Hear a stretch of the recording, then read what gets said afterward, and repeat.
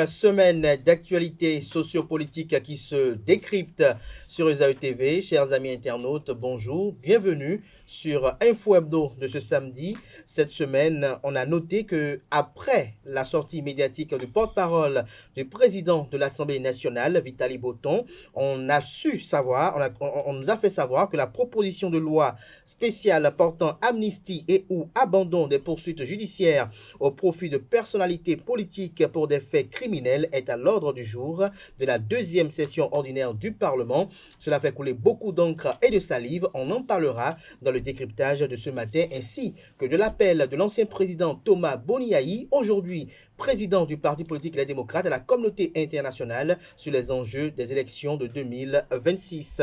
Le gouvernement du président Patrice Talon, le jeudi dernier, a pris des mesures importantes pour la campagne du soja 2023-2024. Une bonne nouvelle au profit des sojaculteurs. On en parlera dans le décryptage pour lequel j'ai convié en plateau Eugène Azatassou. Il est vice-président du parti politique Les Démocrates, chargé du département du Zou. Il sera face à Jacques Migan, membre du bureau politique du parti Bloc républicain. Avant de retrouver mes invités pour le décryptage, je vous invite à suivre cette pub de l'ESAE.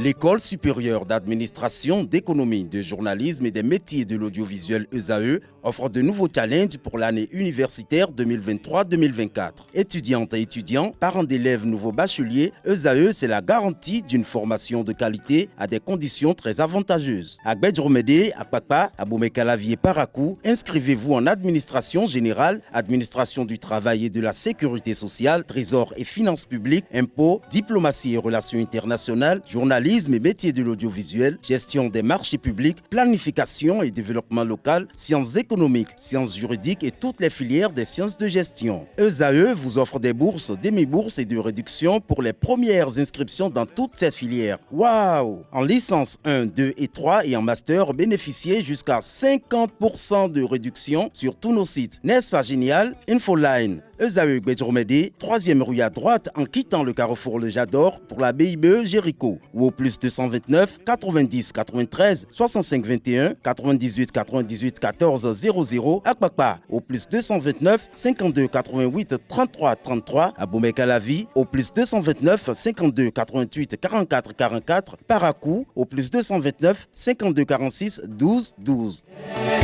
ESAE, l'excellence à un nom.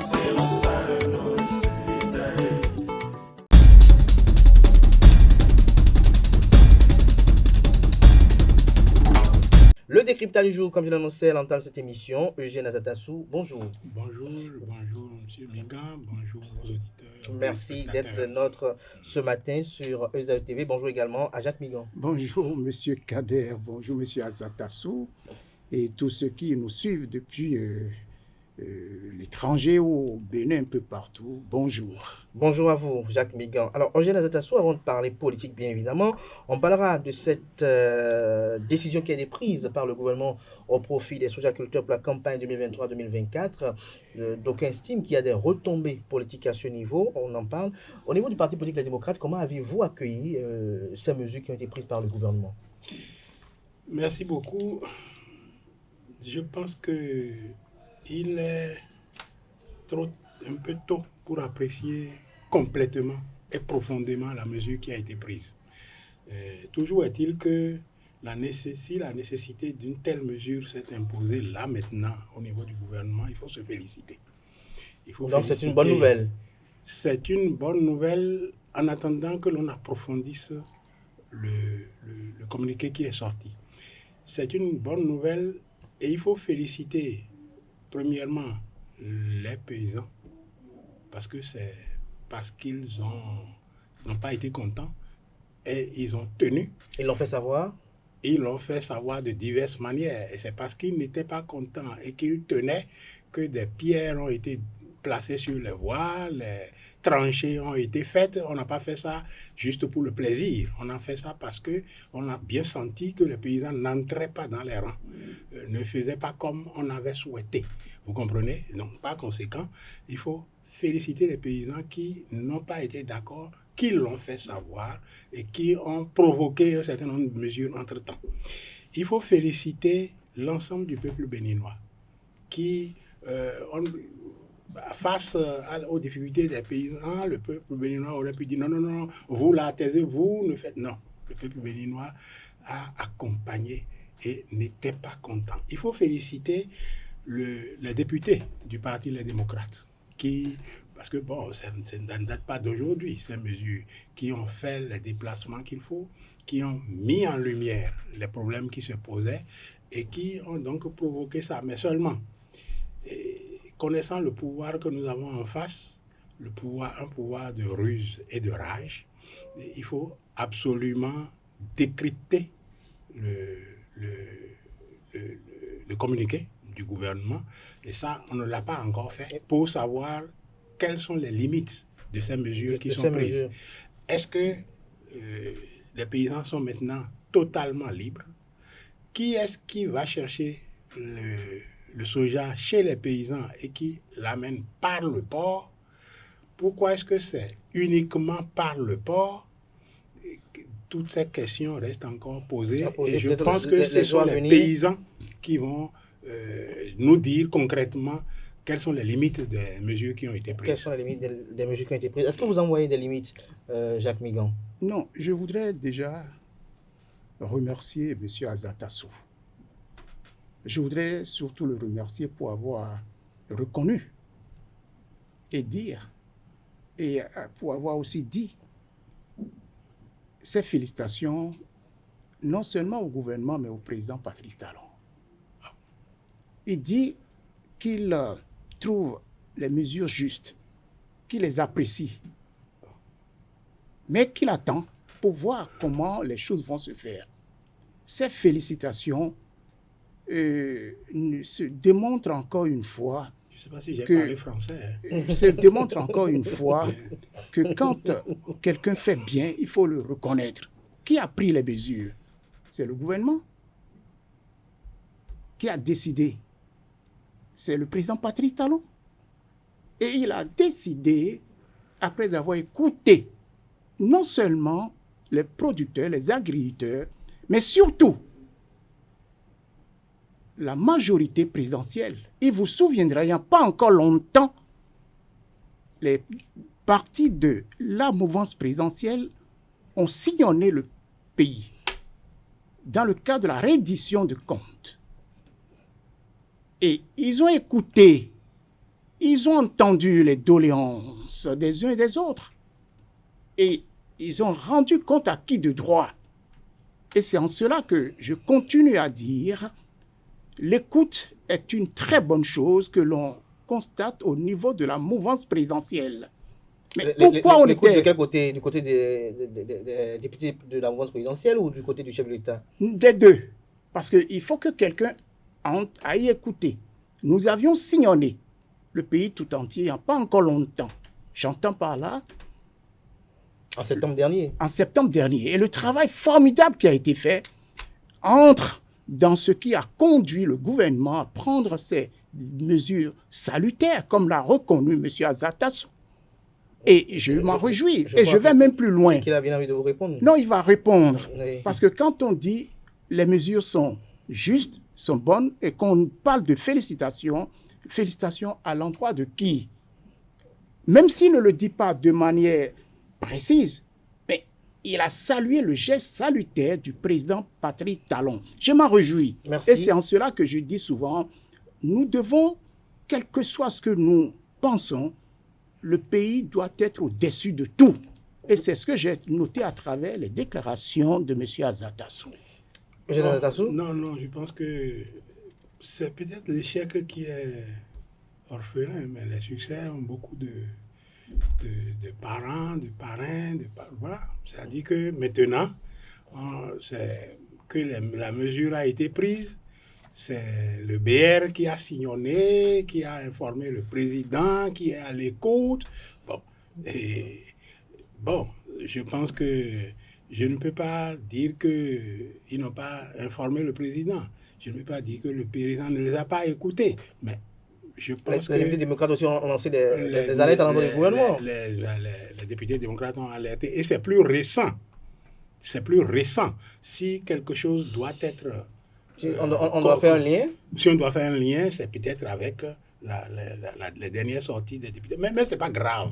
C'est pas grave. L'essentiel, c'est que tout soit, que toutes les mesures soient prises au profit du peuple béninois. Il ne reste pas que ça, hein, M. Jacques Migan. Donc, continuez de parler, continuez d'agir pour que les autres avancées se fassent, notamment sur les questions électorales, la question du consensus électoral. Vous n'en avez pas beaucoup parlé, j'ai l'impression, puisque ça s'arc-boute là. Nous allons en parler. Ça s'arc-boute là. Donc, quand les mesures vont tomber, vous allez en prendre la paternité, mais il faut déjà démontrer que vous en parlez là maintenant. Ce serait très intéressant. Ce serait très intéressant. Jacques Migan, très rapidement pour conclure ce sujet avant qu'on parle purement politique. Alors, donc, ça veut dire que la campagne sera très agréable pour les sous-agriculteurs. Non, il faut reconnaître une chose. Le premier agriculteur du Bénin, c'est le président Patrice Talon, ce que beaucoup oublient. Et quand pourquoi vous le qualifiez de premier agriculteur? C'est-à-dire qu'il a toujours un souci pour l'amélioration constante, récurrente, pérenne de notre agriculture. Il a compris l'intérêt pour nos paysans qui sont 80 voire 90% de notre population. Et sa politique, à travers son ministre de l'Agriculture, M. Dossoui, a toujours été dans le cadre de l'amélioration de la vie, des conditions de vie de nos producteurs. Et cela se vérifie tous les jours. Et c'est en cela que je dis, pour celui qui l'avait connu, le président Patrice Talon, c'est le premier défenseur, le premier avocat des agriculteurs. Merci à vous, Jacques Migan, on vous aura compris. Eugène Azatassou, je me retourne vers vous pour aborder le sujet suivant, l'essence même de ce débat, la proposition de loi spéciale portant amnistie et ou abandon des poursuites judiciaires au profit des personnalités politiques et pour des faits criminels qui est à l'ordre du jour de la deuxième session ordinaire du Parlement. Suite à l'annonce de cela par le porte-parole de l'Assemblée nationale, quel a été tout de suite l'état d'esprit dans lequel vous vous êtes retrouvé en tant que militant des démocrates? Non, moi, pour cette fois-ci, et je pense que Jacques Migan va le noter et va en parler, je félicite le président de l'Assemblée, je félicite la commission des lois pour avoir programmé cette loi d'amnistie. J'ai eu un petit pincement au cœur quand j'avais entendu par le passé quelques développements. Lesquels vous faites allusion? Des gens souffrent dans leur peau, en prison ou en exil. C'est difficile. Les gens souffrent. Et vous détenez un moyen de soulager les souffrances. Et puis, vous dites, quel est mon profit? Je pense que quand on va dans ce sens, on sort de l'humanité. On sort de l'humain. Parce que toutes les religions enseignent que quand vous êtes en présence de gens qui souffrent et que vous avez la possibilité, vous détenez la possibilité de les soulager, on ne calcule pas par rapport à ce qu'on y gagne. On ne calcule pas par rapport à ce que l'autre gagne. On soulage, on s'emploie à soulager la peine. Qui plus est, cette loi d'amnistie, ces gens qui sont en prison, ces gens qui sont en exil, ce n'est pas que pour un parti que leur sortie ferait du bien. C'est pour tout le Bénin. La détente politique, c'est extrêmement important. Et un pouvoir doit être préoccupé par ça. Mais trouver que c'est un seul, c'est les démocrates qui vont y gagner, qui vont capitaliser, tout ça. J'ai trouvé que ce n'était pas bien. Heureusement, ce n'est pas tous les députés qui ont dit ça, c'est quelques-uns. Et le premier qui a dit ça n'est même pas député. Il n'est même pas député. Je crois que c'est Jacques Ayadi. Je crois que lui-même, tel que je le connais, il n'aurait pas raisonné comme ça. Peut-être qu'il pense que c'est comme ça que les autres...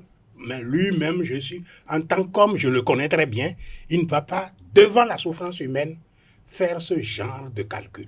Ce n'est pas possible. Et l'autre est député, mais je le connais aussi.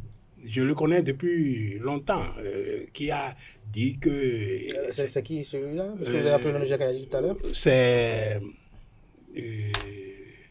comment il s'appelle, le député? Eustache Akpovi. Eustache Akpovi. Je le connais aussi. Je sais que il n'a pas dit ça. Il n'a pas dit ça. Il a dit ça parce qu'il faut peut-être énoncer une position. Mais il n'a pas dit ça en y croyant profondément. Parce que ce ne serait pas humain de raisonner comme ça. Et par conséquent, moi je trouve que c'est très bien que cette loi ait été programmée. J'exhorte l'ensemble des députés à penser au Bénin, à penser à soulager la souffrance de ces compatriotes qui souffrent dans leur chair depuis longtemps et qui sont en prison ou en exil, parce qu'aucun des deux, la prison c'est plus difficile, mais l'exil non plus n'est pas facile. Vous comprenez? Donc, je pense que ces députés, l'ensemble des députés de la 9e législature n'ont qu'à accompagner cette loi pour que cette souffrance soit réduite et pour qu'il y ait la détente politique au niveau du Bénin qui permet au pouvoir de gouverner et à l'opposition de faire l'opposition et au peuple béninois de se déterminer, de choisir en son temps dans l'équité et la transparence qui va le gouverner. Qui va le gouverner en 2026. Voilà. Jacques Migan, autant pour moi, pas Jacques Ayadji, Jacques Migan, avec la programmation de cette loi spéciale portant amnistie à la deuxième session parlementaire, vous, quelles sont vos espérances? Mais écoutez, encore une fois, je remercie M. Azatassou qui a bien félicité le président, cette fois-ci, de l'Assemblée nationale et la commission des lois pour avoir permis l'inscription à l'ordre du jour de ce projet de proposition. Mais avant tout, je voudrais qu'on fasse une clarification. La première clarification, il ne faudrait pas que nous fassions de confusion. Quand on parle d'amnistie, ça va concerner qui? Parce que nous avons des exilés, dit-on, comme je viens encore de l'entendre, et nous avons des gens qui seraient en prison. C'est bien spécifié, proposition de loi spéciale portant amnistie et ou abandon des poursuites judiciaires au profit des personnalités politiques pour des faits criminels. Personnalité politique pour des faits criminels. Oui. J'aimerais bien qu'on nous dise ce qu'on entend par personnalité politique pour des faits criminels. Est-ce que c'est dans le cadre de la politique qu'ils ont commis ces fautes? Est-ce que c'est dans le cadre de la politique qu'ils ont fui leur pays lorsqu'ils ont été condamnés? Parce que nous faisons souvent cette confusion. Nous sommes presque 13 millions de Béninois. Permettez-moi de terminer. Oui. Mais il y a très peu qui sont partis. Et ils sont partis quand on doit les énumérer. Vous constaterez, quand on doit les citer, vous constaterez que c'est parce qu'ils se reprochent des choses. Ils ont été, pour certains, condamnés. Pour d'autres, ils se reprochent des choses. Et ceux qui seraient aujourd'hui, qui sont aujourd'hui en prison, ils ont été condamnés comme tels, pas pour des faits politiques. Donc je crois qu'aujourd'hui, ce que nous devons chercher à comprendre, lorsqu'il est question d'amnistie, amnistie pour qui? Pour tous les prisonniers criminels, pour ceux qui sont en prison alors qu'ils ont la casquette d'hommes politiques, ou pour ceux qui sont hommes politiques et dans l'exercice de la politique ont commis des crimes. Il faudrait que nous fassions la part des choses. Ça fait un. La deuxième chose la plus importante, quand on parle d'amnistie, mais nous avons d'autres lois. Nous avons la grâce présidentielle et nous avons la loi sur la suspension de l'exécution de la peine. J'ai entendu beaucoup de choses sur la loi sur la suspension, mais je crois qu'il faudrait laisser faire cette loi avant d'aller à la loi d'amnistie. La loi sur la suspension de l'exécution des peines.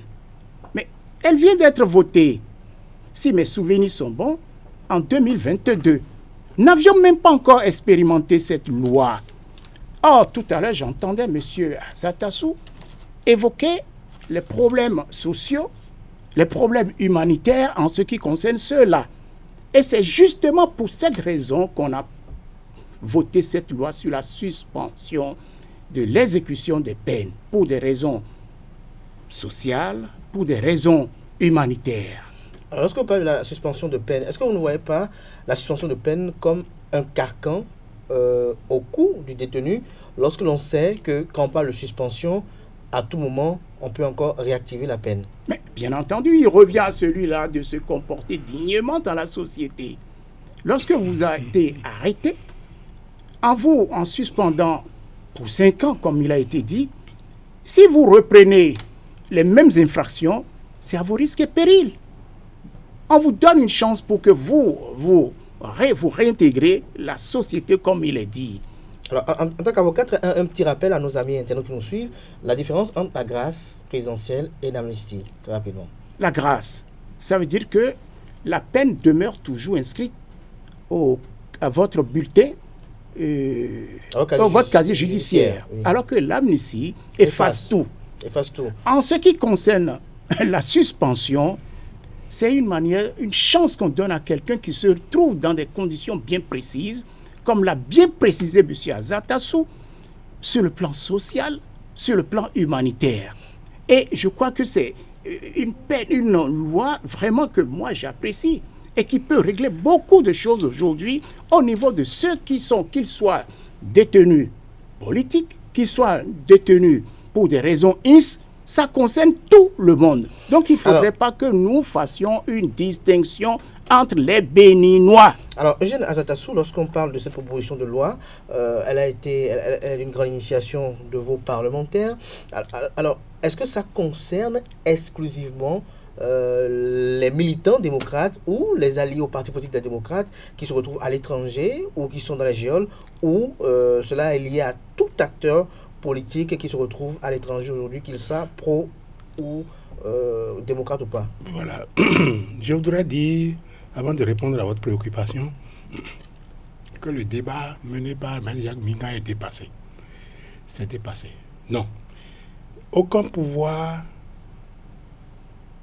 surtout des pouvoirs du type de celui qu'on a en face, ne reconnaissent qu'ils ont des détenus politiques, qu'ils ont des exilés politiques.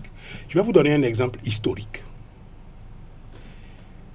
Le pouvoir du PRPB, longtemps, n'a jamais reconnu qu'il y avait des détenus politiques au Bénin. Moi, j'étais assez banal. Et j'écoutais les ministres, le président de la République lui-même. Non, ce ne sont pas des détenus politiques, ce sont des anarchistes, ce sont des gauchistes, ce sont des apatrides qui sont en exil, etc. Les mots étaient inventés, des gens avaient été condamnés 20 ans de prison, même il y en avait qui étaient condamnés à mort et qui étaient en exil. Vous comprenez? Donc, non, le pouvoir ne reconnaissait pas. Mais quand le problème s'est posé de la nécessité de la détente politique et d'aller à la conférence nationale, on a bien vu qui sortir. Ils n'ont pas sorti les bandits de grand chemin. Les idées étaient précises sur qui sortir pour avoir les résultats. Non, tout le monde sait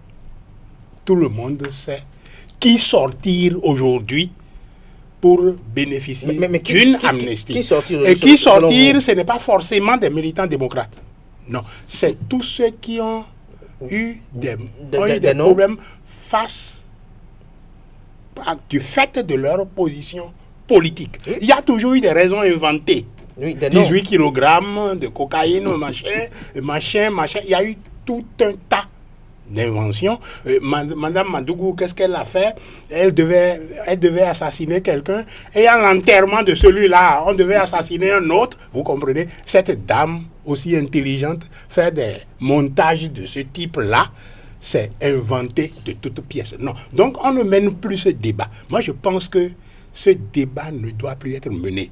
À mon avis, on est face à une situation où des hommes et des femmes du fait de leurs opinions politiques, sont en prison, sont en exil, et la situation est arrivée à un point où il est important de régler ça pour que le Bénin entier y gagne. Lorsqu'on s'y met, on trouve qui sont concernés. Je ne vais pas citer des noms. Vous ne voulez pas citer des noms? Non. Mais est-ce que vous ne voyez pas que les personnalités politiques jouissent quand même de privilèges au sein de la République, lorsque l'on sait que pendant qu'eux, ils sont interpellés, il y a également des hommes d'affaires qui n'ont pas d'opinion politique, mais qui ont de position politique, qui eux également ont été quand même frappés par ce que vous décrivez. Non, c'est un homme d'affaires. Alors, eux, qu'en est-il de leur situation? Non, écoutez. Ce qu'on qualifie de petits poissons, si on peut le dire ainsi. Non. Si un homme d'affaires est concerné du fait de sa posture, bon, si c'est de sa position politique, il n'y a pas de problème. Mais s'il est concerné par le fait qu'on a voulu prendre son affaire, parce que il y a ça aussi. Il y a eu ça énormément.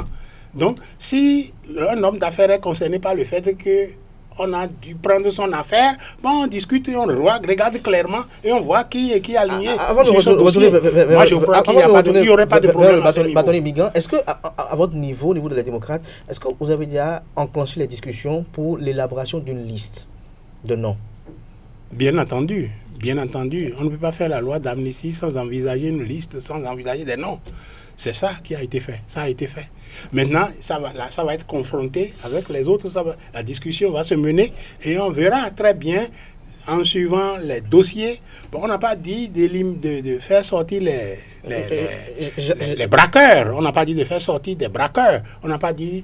C'est ça. Mais ceux qui ont détourné par exemple, ceux qui ont détourné l'argent de l'État et qui étaient des politiques par le passé. Qu'est-ce que vous appelez ceux qui ont détourné l'argent de l'État? On a bien vu.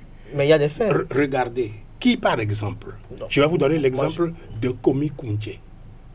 On a dit le fonds NM. Qui c'est? Le FNM. Le FNM. Le Fonds national de la microfinance. Le Fonds national de la microfinance. Oui. Le FNM a été géré. La chambre administrative de la Cour des comptes, la chambre, je ne sais pas si c'est... Non, la chambre... la chambre des comptes de la Cour suprême a donné constamment son quitus. Un mandat d'arrêt a été émis. Monsieur Komi Kounché est arrivé au Bénin, a rencontré le juge. Le juge là, je ne sais même plus ce qu'il est devenu. Il a rencontré le juge a regardé le dossier et a dit, bon, ça va, non, ça va, avec ce dossier, vous pouvez aller. Broum, on lui est tombé dessus. À Madrid, vous êtes au courant, vous êtes journaliste. En Espagne, on lui est tombé dessus.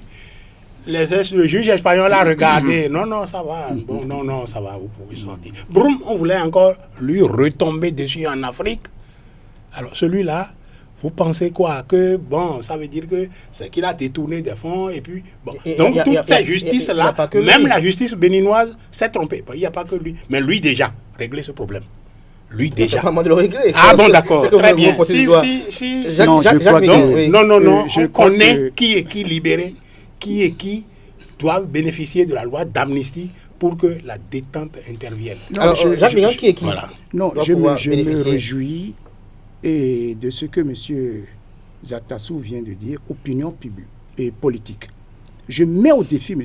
Zatassou de me donner le nom de quelqu'un qui serait en prison ou en exil pour ses opinions politiques. Je le mets au défi de me donner un nom. Je peux citer deuxièmement, je peux citer des masses. Il va prendre. Je peux citer des masses. Vous l'avez. Sauf qu'on invente toujours des choses. Et sous le PRPB, on a inventé. Vous avez dit que ce débat est fini. Finissons avec le débat PRPB. Revenons à nos moutons. Monsieur Zatassou, ce débat-là, c'est fini. Vous parlez, on va le finir. Ce que je suis en train de vous dire, vous ne pouvez pas demander qu'on amnistie quelqu'un qui a volé l'argent des contribuables, qui a détourné l'argent des contribuables. Donc il suffit tout simplement d'avoir un statut politique pour être amnistié. Des milliards, je ne parle pas de millions. Et vous, ça dit que ça gêne. Et on ne va pas refaire le procès ici. Et vous le dites avec allègrement en disant aisément qu'il faut... Je ne sais pas, je n'arrive pas à comprendre. Vous parlez du cas Kouché ou bien je parle de... le cas qu'il a cité le cas de M. Kouché. Oui. Ce n'est pas moi qui ai cité ce cas. Oui. C'est vous qui avez cité. Oui. Et ce n'est pas pour son opinion et toutes politique. les procédures que j'ai indiquées. Permettez-moi de terminer. Non, on ne va pas refaire le procès sur ce plateau. Bon, donc on laisse. Il a été condamné. Il n'a laisse. pas été condamné pour ses opinions politiques. Bon. Il a été condamné pour avoir détourné l'argent du petit béninois, du contribuable. Et vous voulez qu'on l'amnistie et qu'on efface tout. Qu'on efface tout. Est-ce que c'est normal? Est-ce que c'est juste, M. Azatassou? Est-ce que selon vous, Jacques Migan, vous estimez qu'il faut revoir, qu'au cours du vote de cette loi, il va falloir revoir la liste de noms de personnes à amnistier? Ça, c'est du ressort de l'Assemblée nationale. Oui, mais en tant qu'acteur politique, le débat se fera au niveau je voudrais qu'on sache quelque chose. Oui. Si se confirme que si c'est pour des opinions politiques, et comme l'a dit M. Azatassou, je mets également au défi celui qui pourrait dire que dans les prisons du Bénin, aujourd'hui, il y a des détenus politiques. Il n'y en a pas. Donc, il n'y en a pas. Par exemple, à Yvon, lui, ou bien les étudiants là, qui ont été ramassés là, écoutez, eux, ils ont volé l'argent de donc, l'État. Je vais vous dire quelque chose. Ils ont braqué quand quelqu'un commet des infractions, quand quelqu'un commet là, ils perdent leurs années. On ne peut pas. Pour des Minga, ne dites pas ça. Lorsque vous parlez d'opinion, ne dites pas ça. Lorsque vous parlez d'opinion politique, et lorsque vous parlez de quelqu'un qui a cassé, quelqu'un qui a tué, quelqu'un qui a volé, quelqu'un qui a détourné, il faut faire la démarcation entre les faits. C'est ce que je suis en train de vous dire, M. Azatassou. Vous l'avez reconnu vous-même à l'instant, j'ai noté. Vous avez dit opinion politique. Bien sûr. Et dans le même temps, vous refusez vous avez parlé de braquage, vous avez parlé de ceci. On ne peut pas les mettre tous ensemble. Et le journaliste vous a posé une question. À nos amis internautes qui nous suivent en ce moment. Alors, Jacques Migan, qu'est-ce que vous retenez qu'on reproche à Joël Aïvo et Eric Amadou? Mais il faut reprendre la décision du tribunal de la Cour. La Cour a déjà dit ce qu'il en est. On ne va pas refaire le procès ici. Il a financé le terrorisme. Et quand le terrorisme lui-même est arrivé là. Ce que vous demandez, c'est qu'on refasse encore un procès qui a déjà l'autorité de la chose jugée. On ne va plus refaire. Si c'est pour donner, accepter, accorder, je dirais, l'amnistie à Mme Madougou, mais je crois que les députés apprécieront. Voilà. Mais moi, ce que je suis en train de vous dire... Vous êtes favorable à une telle initiative? Non, moi, je vous ai dit que nous avons 3 lois au Bénin. Est-ce que vous êtes favorable à ça, Jacques? Je vous dis que nous... Favorable par rapport à quoi? Une loi d'amnistie au profit de Ricky Madougou? Je ne suis pas... C'est-à-dire, on ne décrète pas une loi d'amnistie sans connaître les critères. Il y a un certain nombre de critères. C'est ce que je suis en train de vous dire. Pour aller à amnistie, cela suppose d'analyser les cas au cas par cas. Oui, mais c'était juste 2 noms. Est-ce que c'est pour ces 2 noms? Je ne suis pas député. Mais vous n'êtes pas député, vous êtes acteur politique. Je ne peux pas non plus parce que je n'ai pas les éléments d'appréciation. En tant que citoyen, je vais vous dire quelque chose. Ce que j'aurais souhaité, vous voulez que je vous dise ce que j'aurais souhaité? Qu'on commence par appliquer la loi sur la suspension de l'exécution des peines. On commence déjà par appliquer la loi, et je prie même les députés de commencer par appliquer la loi qu'ils ont votée eux-mêmes en ce qui concerne la suspension de l'exécution des peines. C'est une option, tout comme la grâce présidentielle. C'est comme une grâce présidentielle. C'est comme l'amnistie. Par contre, si on avait des détenus politiques, ce qui n'est pas le cas, mais c'est normal qu'on aille amnistie. Alors, avant de retourner vers il y a eu Eugène Azatassou, le groupe de travail des Nations Unies qui a... On en viendra là tout à l'heure. Avant de revenir à Eugène Azatassou, alors, détenu politique, Jacques Migan, de droit, qui est un détenu politique pour vous? Un détenu politique, je vais vous l'expliquer, c'est quelqu'un qu'on met en politique, en prison, pour ses opinions, parce qu'on ne les partage pas et parce qu'on a le pouvoir, et pour qu'il ne s'exprime pas, on aurait voulu qu'il s'écarte de ce qui est. C'est-à-dire, on aurait voulu la pensée unique comme du temps du PRPB. Or, nous ne sommes pas aujourd'hui dans le cadre de la pensée unique. C'est un pays de droit. C'est un pays où les gens s'expriment. Mais si on invente une charge... Vous avez bien dit inventer. Oui. C'est vous qui le dites. Si on... C'est vous qui le dites. Bon. C'est vous qui le dites. Et je le dis. Mais Voilà. moi, je vous dis que si tel Et est je le le cas, dis. nous sommes dans un état de droit.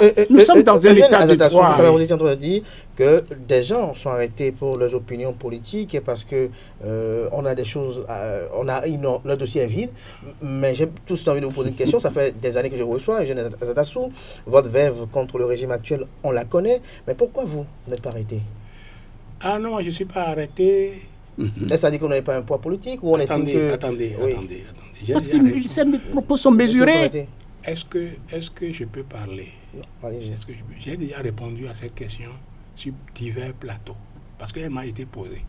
Vous comprenez?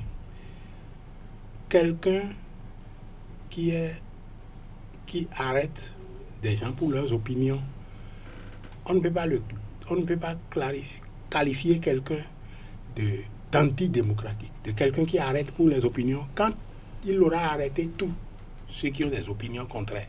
Ce n'est pas tous. J'ai donné un exemple. On a dit, voilà, olé, on est en train de crier après un voleur. C'est un voleur de moutons. On lui a accroché un mouton. Lui là, on crie olé, on le pourchasse, on veut l'amener au commissariat. C'est un voleur de moutons. Bon. Toi, tu restes dans ton coin. Tu vois un mouton passer et tu dis jamais, celui-là, il n'est pas un voleur de moutons parce que s'il était voleur, il aurait déjà volé le mouton qui passe là. Non, c'est pas quand il a volé tous les moutons de la terre qu'il est un voleur de moutons. Quand il vole l'un d'eux, il est déjà un voleur de moutons. Parce que si on le laisse libre, il volera celui-là. Mais Voilà. Eugène Azatassou, j'ai encore une question. Vous savez, on est en politique. Vous êtes dans votre rôle en tant qu'opposant politique. La mouvance également est dans son rôle en tant que partisan de la mouvance, ou que dirais-je. Mais est-ce que certains d'entre vous n'ont pas fait preuve d'imprudence politique à un moment donné? C'est-à-dire, qu'est-ce que vous appelez imprudence politique? Tout à l'heure, le bâtonnier Migan disait que vous êtes mesuré dans l'expression de Ah vos pensées. non, Madame Madougou a été non mesurée vis-à-vis de quoi? Non, moi, je Son vous pose la crime, question. c'est d'avoir... Si, par exemple, elle ne s'était pas fait candidate, et si elle était comme Azatassou à passer sur les plateaux de télévision, peut-être qu'elle serait encore libre. Mais elle s'est fait candidate contre Patrice Talon.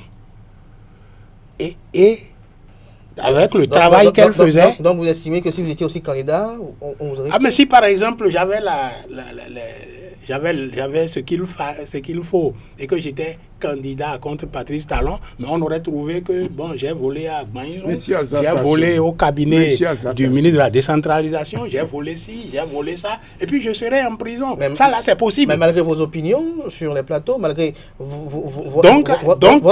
quand on procède comme ça, celle qui est prise dans ce contexte est une détenue d'opinion. Alors aujourd'hui, c'est comme ça. Aujourd'hui, nous n'allons pas nous attarder sur cette question de qui est détenu politique ou pas. Aujourd'hui, il y a une proposition de loi spéciale qui est sur la table des députés pour examen et vote. Alors aujourd'hui, Eugène Azatassou, l'espérance est que ce projet aboutisse. Vous avez demandé à ce que ceux de la mouvance accompagnent le vote. Oui. Est-ce que vos députés seront prêts à accompagner aussi la mouvance un jour lors d'un vote? Ah, mais nos députés accompagnent déjà la mouvance lors de certains votes quand c'est d'intérêt national. Mais ne leur demandez pas de renier leurs convictions. Renier sa conviction, c'est quoi? C'est lorsque vous croyez encore au niveau de la 8e législature et que vous envoyez le rapport de l'Assemblée nationale. C'est toujours le même refrain. Que vous envoyez le même refrain. Que vous envoyez le même jour pour dire il faut que vous votiez. Ça, sans avoir lu, ils ne peuvent pas voter.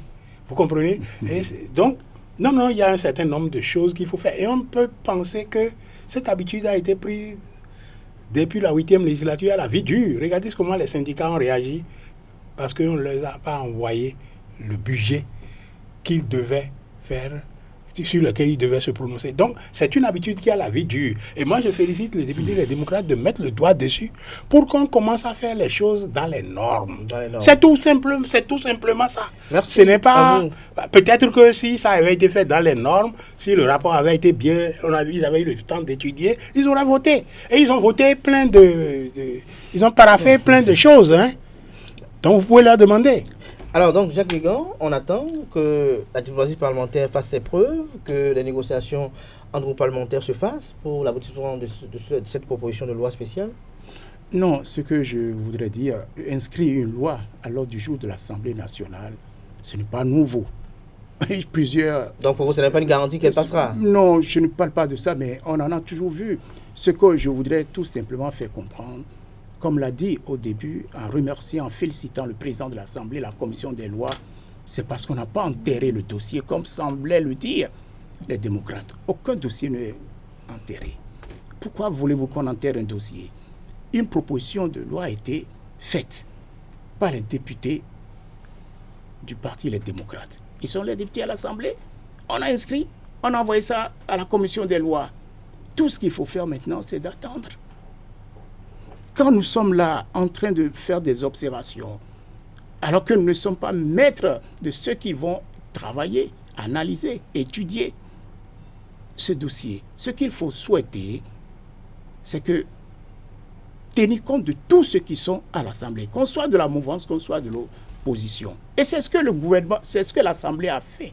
Et il faudrait féliciter cette Assemblée. Mais épiloguer, je dis non. Maintenant, quand on me pose, moi, la question en ce qui concerne, qui sont ceux qui bénéficieront un jour d'une loi, je ne parle pas de la loi, d'une loi d'amnistie, j'ai dit qu'il faut faire la distinction entre le statut de l'homme politique et l'acte qu'il pose. Il est homme politique, mais si un jour, parce qu'il a le statut d'homme politique, il va détourner les fonds. Je prends le cas de M. Zenou, celui qui est du bloc républicain, qui se trouve aujourd'hui en prison pour une question de banque. Vaudounon. Prenez cet exemple. S'il a une question de banque, il est à la prison, c'est fini, c'est terminé. C'est un homme politique. Mais l'acte qu'il a posé n'a rien à voir avec la politique. On ne le cite pas. Et Vaudounon Désiré a été en prison. Est-ce que vous permettez, M. Azatassou, permettez-moi de terminer. Voilà un exemple. Et c'est ce qu'on vous cite. Quelqu'un qui a... Dira-t-on qu'il est en prison parce que c'est un homme politique? On dira-t-on qu'il est un détenu politique? Comme vous semblez tout le temps le dire et le crier. Il faudrait quand même comprendre une chose. Ne faisons pas une confusion entre quelqu'un qui a... Oh mon Dieu. Ne faisons pas de confusion, M. Azatassou, avec l'homme politique et les actes délictuels, criminels qu'il pose. Confusion. Je ne fais aucune en l'état des choses... On sait de qui il s'agit. En l'état des choses, comme je suis en train de vous le dire, une loi, une proposition de loi est une chose, voter la loi est une autre chose, et en faire bénéficier à tel ou tel une troisième chose. Mais on ne va pas d'office... De toute façon, les députés démocrates doivent jouer à la diplomatie parlementaire. Le problème de diplomatie, par rapport à quoi? Pour avoir le nombre de députés nécessaires au passage de la loi. Ça, vous savez... Ça, là, c'est clair. Non. Et j'espère que les démocrates mesurent les enjeux. Ce que nous sommes en train de cette action dire, politique. c'est nous sommes en train de spéculer. Nous spéculons. Et je crois que cette loi, si elle est votée, j'espère qu'elle sera votée, ce sera à l'actif de l'ensemble du Parlement. Ce ne sera pas à l'actif seulement des députés et des démocrates. Ce sera à l'actif de l'ensemble du Parlement. Et l'histoire retiendra cela. Comme l'histoire a retenu qu'en 1989, il y a eu une loi d'amnistie qui a amené les exilés, qui étaient condamnés à mort pour certains et autres, qui a amené qui a fait sortir les détenus politiques. Du PRPB, il y avait des détenus. Il faut le reconnaître qu'on avait des gens qui étaient condamnés pour leur opinion politique. Non, pas vous prenez le cas. Il y avait toujours des raisons. Mes confrères, par exemple. J'ai des confrères qui étaient retenus. Écoutez, ceux qui ont fait le truc du 16 janvier. Oui. C'est des détenus politiques ou c'est des quoi? Je vous dis, du temps du PRPB, nous savons, ils sont tous revenus. On s'est assis, on a fait la conférence nationale. À vous, chers débatteurs. Il y a des choses inventées. De toute façon, nous allons suivre l'acte du PRPB est un exemple édifiant. Bien sûr. Et c'est pour ça que ce débat-là est fini. Rien à voir avec ce que nous Ce débat-là est terminé. Nous allons bouger de ce côté et peut-être dans les jours à venir, peut-être on pourra venir se retrouver pour débattre avec de nouveaux éléments d'appréciation. Alors, l'ancien président Boniaï, le président du parti politique Les Démocrates, a interpellé la communauté internationale sur certains faits. Est-ce que vous pouvez les rappeler, Eugène Azatassou? l'essence de cette correspondance du président des démocrates Non, par l'essence... rapport aux élections de 2026? Oui, l'essence, c'est qu'on aille à une élection 2026 avec, dans la transparence, dans l'équité et dans la justice. C'est ça l'essence en réalité. C'est-à-dire que, oui, il y a des inquiétudes. La conférence nationale a mis en scelle ce qu'on a appelé le consensus national. Le pouvoir de la rupture en arrivant en 2016 a tué ce consensus. C'est-à-dire que c'est le même camp qui a en charge toutes les institutions de la République, y compris les institutions à charge des élections. C'est le même camp qui s'occupe de la liste électorale d'un bout à l'autre. C'est le même camp qui a tout et qui peut tout manipuler, qui manipule tout. Et c'est ça qui n'est pas bien pour la République. C'est pour ça que les institutions internationales ont été saisies pour constater le fait qu'il n'y a pas de consensus sur les élections qui viennent. Et c'est des élections générales, c'est des élections très importantes. Et par conséquent, il faut aider à ce que le consensus soit établi. Parce que quand on n'a rien à cacher, quand je n'ai rien à vous cacher, je peux dire, bon, venez vous asseoir, regardez. Mais quand je dis non, il y a des possibilités pour que je sois intégré et que tu manigances pour m'écarter, moi je suis obligé de croire que c'est parce que tu as des visées. Si tu n'as pas de visée, tu ne manipulerais rien dans ce sens. Il faudrait que nous cessions de faire la politique politicienne. Je vous en prie. Pourquoi? Il faut que nous cessions, monsieur Azatassou. Voilà. Yahi Boni, il n'est pas habilité à faire ce qu'il a fait. Voilà quelqu'un qui a méconnu la loi fondamentale, qui a été condamné par la Cour constitutionnelle. À quel moment? Yahi Boni. Bien entendu. Pour rappel. Mais la Cour constitutionnelle lui a dit, lorsqu'il disait que les siens du Bénin profond, laissez-moi terminer. Vous permettez? Oui. Allez, vous permettez? Oui. Lorsqu'il dit ceci, les siens profonds viendront, s'opposeront aux autres. On appelle ça la méconnaissance des lois. Mais il a continué aujourd'hui sur le même élan. Des lois ont été votées. Esprit est survenu avec. Nous avons la charte sur les partis politiques qui date de 2019. Le code électoral de 2019, vous les avez là, avant la naissance du parti Les Démocrates. Je dis bien avant la naissance. Et comme il avait eu à faire alors qu'il était aux responsabilités en disant, la Constitution, je m'en fous. Il fait exactement la même chose en méconnaissant ces textes qui existaient avant l'existence. Ces textes qui ont permis au parti Les Démocrates d'avoir des députés à l'Assemblée nationale aujourd'hui. Et la Cour constitutionnelle, si qu'elle était partisane, jamais les démocrates n'auraient de députés à l'Assemblée, les 28 que vous avez. Alors, lorsque je l'entends dire ou écrire ou parler en disant « j'appelle au secours », je dis secours par rapport à quoi? Vous n'existiez point. Donc ce que veut M. Yahi Boni, qui a aujourd'hui une position élective, je dis bien une position élective, en acceptant d'être président d'un parti politique, au lieu de dire même la vérité, il dit « je ne suis candidat à rien ». Bien Tchadé, il est président d'un parti. Il a été aux élections du 8 janvier. Joseph Djogbenou, il a été candidat. Il faudrait que nous cessions de mentir à nous-mêmes et au peuple. Alors, laissez-moi terminer. Obligé d'aller à une élection. Pourquoi? Je vous dis je dis bien qu'il est à une position élective. Vous savez ce qu'on appelle position élective? Et ça veut dire qu'il est obligé. Bon Dieu, il n'est pas obligé. Ce que je suis en train de dire. Donc, ce que je voudrais vous dire à travers ça, ce que je voudrais vous dire, lorsque les lois existaient avant l'existence du Parti Les Démocrates, respectez-les. Vous n'étiez pas là quand on a... Jacques Migan, est-ce que vous ne trouvez pas légitime que les démocrates puissent fonder ou avoir des inquiétudes par rapport aux élections générales de 2026 lorsque, au niveau de la Sénat, eux, ils n'ont pas de représentants. Mais ce que je suis en train de vous dire, si tel est le cas, remettons tout en cause. C'est pour cela qu'il dit, c'est le même camp qui décide de tout, qui s'occupe de tout. Revoyons la loi fondamentale qui existait avant les démocrates. Ce n'est pas seulement au niveau de la Sénat, au niveau de la Cour constitutionnelle, au niveau de la loi. Il faut revoir la loi pour qu'ils puissent y participer, afin qu'on puisse y avoir une loi, comme il le dit, consensuelle. Il ne faut pas être limitatif. Ce que vous êtes en train de dire, ça, on n'arrive même pas à le comprendre. Si. C'est là où je me dis, monsieur Azadassou, arrêtons la politique politicienne. Lorsqu'on reste dans le raisonnement du bâtonnier Migan, est-ce que vous ne pouvez pas contrôler le scrutin d'une autre façon que d'être au niveau de cette structure-là, vu que vous n'y étiez pas au moment où le chef de file de l'opposition d'alors, Paul Rompé, avait désigné des représentants? Non, bon, pour nous, la loi dit que le chef de file de l'opposition a un représentant. Donc il faut tout remettre à zéro. Non. Oh mon Dieu. Paul Rompé Attendez.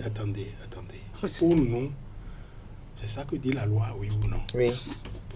La loi n'a jamais dit que les membres de la Sénat qui sont nommés sont inamovibles. La loi n'a pas dit ça quelque part. Par conséquent, si la loi n'a pas dit, elle peut toujours être revue, être remise au goût du jour en fonction de la réalité. C'est comme ça. Mais saisissez la Cour constitutionnelle. Ensuite, ce qu'il dit efface tout ce qui est.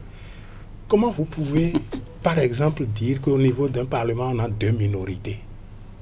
Quelle est la minorité parlementaire au Parlement béninois en 2023? Ce qu'on appelle minorité parlementaire? Est-ce que c'est du point de vue du nombre ou est-ce que c'est du point de vue de la posture politique? Le Parlement est un haut lieu de la politique. Vous voyez, c'est une question de logique. Donc, on n'a pas besoin de réviser la Constitution. On n'a pas besoin de réviser si. Vous l'avez fait au niveau de l'Assemblée, au niveau des commissions des lois. Vous avez saisi la Cour constitutionnelle. On vous a débouté. Attendez. Mais oui, d'accord, très bien. Bon, mais par rapport à ça, nous ne sommes pas d'accord. Quand nous ne sommes pas d'accord, nous continuons à réclamer. Nous continuons à faire pression. Quand bien même nous sommes mis en minorité, quand bien même nous n'avons pas été suivis, ça ne signifie pas que nous devons nous taire parce que nous sommes convaincus que nous sommes dans la juste voie. C'est ça aussi la démocratie. Monsieur Azadassou, la démocratie, c'est la Cour constitutionnelle. Bon, donc, quand vous demandez si on a d'autres moyens... Donc, aujourd'hui, vous souhaitiez que, au niveau pas du Conseil électoral, de la Sénat, au niveau de la Sénat, qu'on puisse vous permettre d'envoyer quelqu'un et que peut-être celui qui avait été désigné par Paul Rompé puisse se retirer, c'est ça? Par exemple, oui. Pourquoi pas? C'est votre souhait. Alors, Jacques Migan, en tant qu'homme de droit, est-ce que cette possibilité-là, au regard des textes, est possible? Je vais vous répondre. Nous sommes dans un état de droit. Un état de droit, ils l'ont déjà exercé une fois, en saisissant la Cour constitutionnelle. Il faudrait que nous parlions sur des bases fondées. Quand on n'est pas d'accord, nous avons une institution qu'on appelle la Cour constitutionnelle. On l'a saisie. Vous l'avez fait. Vous avez posé le problème au niveau des commissions de loi à l'Assemblée. La Cour a rendu sa décision. Le problème se pose aujourd'hui. Vous estimez que vous devez vous retrouver à la Sénat. Vous devez vous retrouver à tel endroit. J'ai été même plus loin en disant, si vous voulez, demandez aussi à la Cour constitutionnelle de vous permettre qu'on aille à une rélecture des textes qui existaient avant votre existence. Vous êtes... je me demande à un moment donné ce que vous voulez. Ce que vous voulez. C'est-à-dire, et c'est en cela que vous posez le problème. Est-ce qu'on a besoin... Permettez-moi de terminer. Oui, permettez-moi de terminer. Permettez-moi de terminer. Vous êtes arrivé. Et tout ce que vous aviez fait jusqu'à ce jour... Je suis arrivé nulle part. Je suis là depuis 2000. Depuis 1900 et quelques, je suis né. Je suis arrivé nulle part. Non, je parle du Parti Les Démocrates. Je parle du Parti Les Démocrates. Ce que je suis en train de dire... Parce qu'il sait de quoi il parle. Non, ce que je suis en train de dire... Exprès, je suis venu avec tous ces tests pour vous montrer que votre préoccupation aujourd'hui, c'est la remise en cause de tout. Vous ne voulez pas qu'on aille aussi à la révision de la Constitution pour permettre à Boni Yahi, qui occupe une position élective, de revenir aux responsabilités. Mais- On a l'impression mais- que son mais- problème aujourd'hui, c'est d'aller à la révision de la Laissez Constitution. tomber. On est en train Jacques de parler de Jacques problèmes Migan, sérieux. si vous Laissez étiez tomber, un acteur politique de Oui. l'opposition Oui. et que vous alliez à un rendez-vous crucial comme celui de 2026 où ce sont des élections générales et que vous n'avez aucun représentant au niveau de la Cour constitutionnelle qui est dans les décisions sur son recours, au niveau de la Commission électorale nationale autonome, vous n'avez aucun représentant également, même si vous avez fait des errements par le passé sur le plan politique qui vous ont empêché d'envoyer des représentants. On n'a fait aucun errement. Hein. Est-ce que Bon, vous n'allez bref. pas vous battre de tous les moyens pour quand même quémander ou quand même obtenir la présence d'un des vôtres au sein de l'une Vous voulez que de je ces réponde? institutions? C'est quoi la loi? Elle est impersonnelle. Les institutions sont impersonnelles. Mais on a vu On a vu quoi? On a vu par On le a vu passé quoi? Donnez-moi un parfois des lois rectificatives à des moments donnés. Bien qui sûr, vous quand on permettent- les fait, Et en plein Mais processus je vous en dis, plus. ça se passe tout le temps. En plein Mais processus. je dis bien, quand ça se passe, c'est parce qu'à un moment donné, on a fait la pratique, on a exploité cette loi-là. Et c'est en cela que je dis, s'il se retrouve aujourd'hui à l'Assemblée nationale, c'est avec quel Sénat? C'est avec quel coup constitutionnel? Je vous pose la question, monsieur le journaliste. C'est avec quel Sénat? Ils ne sont pas députés à l'Assemblée nationale. On a revu les tests, on a revu la composition. Il faudrait que nous cessions la politique politicienne. Il faudrait que nous comprenions que la loi est personnelle. Ils sont aujourd'hui à l'Assemblée nationale. Et ceux qui sont en train de poser en l'état des choses, Ils sont à l'Assemblée nationale, mais ils ne sont pas au niveau de la Commission électorale nationale. mais quand ils autonome. ne le sont pas, qu'est-ce qu'on fait? Au On niveau de saisit la Cour l'Assemblée constitutionnelle. nationale. On saisit la Cour Encore, mais constitutionnelle. j'ai l'impression que nous n'avions pas encore compris que nous sommes dans un état de droit. Et nous aimons parler. Dans- Et la politique politicienne. Dans un état de droit, Oui, quand j'ai ma conviction oui, et que je suis mis en minorité, oui. je suis tenace sur ma conviction. Je ne dis pas d'appliquer ce que j'ai, parce que, bon, ce n'est pas ça qui est majoritaire, mais je suis tenace. Je me bats bec et ongle Mais pour que tant mieux. la majorité comprenne que c'est moi qui ai raison, que c'est comme ça qu'il faut faire. Je ne vais pas aller me coucher parce que la Cour constitutionnelle a pris une décision. Je ne vais pas aller me coucher parce que le gouvernement a pris une décision. Je ne vais pas aller me coucher pour satisfaire Maître Jacques Migan. Monsieur Non, Azatassou, je me Monsieur bats Azatassou, bec et ongle. je C'est vous ce dis- qu'on vient de faire Et donc, en saisissant mais les institutions. Donc vous allez commencer par vous battre. internationales. Vous laissez les- On se bat, on n'a pas commencé. On se Quelqu'un bat qui depuis- saisit les institutions On se bat internationales depuis- Oui, et qui jusqu'à pour refuse de... 2023. Jusqu'à- Maintenant, le combat de 2026 a commencé Le comme programme ça. de 2026 a Voilà, commencé voilà, même avant 2023. voilà ce qui s'est passé. Même avant 2023. Il a Bien dit, sûr. la Cour constitutionnelle, la Constitution, je la méconnais. Jacques Migan, Il a dit, on l'a condamné. Jacques Migan, merci. Et comment peut-il Et saisir les institutions Donc personne Merci à régional vous, n'a jamais internationales? méconnu la Cour constitutionnelle. Merci à vous, La loi Jacques fondamentale. Migan. Merci Personne également à n'a vous. méconnu la loi Ce fondamentale. qu'il a dit, il Vous, était aux la loi responsabilités. fondamentale a été méconnue dans ce pays et vous avez ignoré la décision de la Cour constitutionnelle jusqu'à la remplacer. C'est comme ça que vous avez fait. Il y a jamais Monsieur, fait des choses comme ça. Merci à vous. Donc, il a été Eugène condamné. Azatassou. Je Ne crois nous parlez pas que de le ça. débat va se poursuivre hors du studio. Nous ne sommes pas arrivés Ne nous à parlez la pas fin de de cet ça. Non, entretien. il a été condamné. J'avais quand même de très belles questions encore à vous poser, mais le temps qui nous était parti est arrivé à échéance. Merci. Merci, Eugène Azatassou. Je rappelle que vous êtes vice-président du Parti politique Les Démocrates, chargé du ZOU. Jacques Migan, ancien bâtonnier, membre du bureau politique du Bloc républicain. Merci également. Merci pour vos analyses contradictoires. Merci à vous, chers invités. Chers amis, on se retrouve demain, dimanche, pour l'invité avec Epiphane Quenon.